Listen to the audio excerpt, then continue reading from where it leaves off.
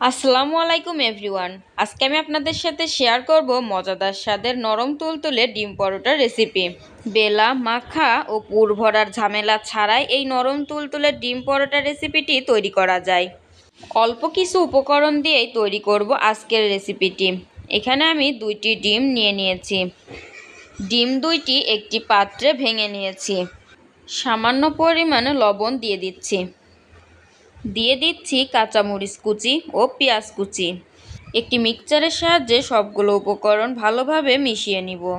আমার মেশানোটা হয়ে গেছে। এখানে আমি ডিম পরোটা তৈরির জন্য 2 কাপ ময়দা নিয়েছি।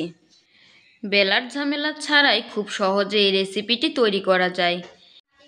একটি মিক্সচারের সাহায্যে সবগুলো মিশ্রণ খুব ভালোভাবে মিশিয়ে নিব।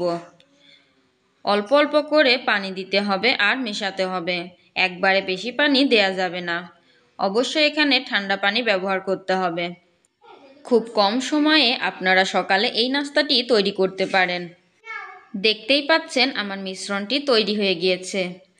ডিম পরোটা তৈরির জন্য মিশ্রণটি বেশি পাতলাও করা যাবে না, আবার বেশি ঘনও করা যাবে না। চুলায় একটি প্যান বসিয়ে দিয়েছি। প্যানটা গরম হয়ে আসলে এর মধ্যে দিয়ে দিব সয়াবিনের তেল। তেলটা সামান্য গরম হয়ে গেলে এর মধ্যে দিয়ে দিচ্ছি তৈরি করে রাখা মিশ্রণটি। যে সাইজের পরোটা তৈরি করতে চান সেই অনুযায়ী মিশ্রণটি দিতে হবে।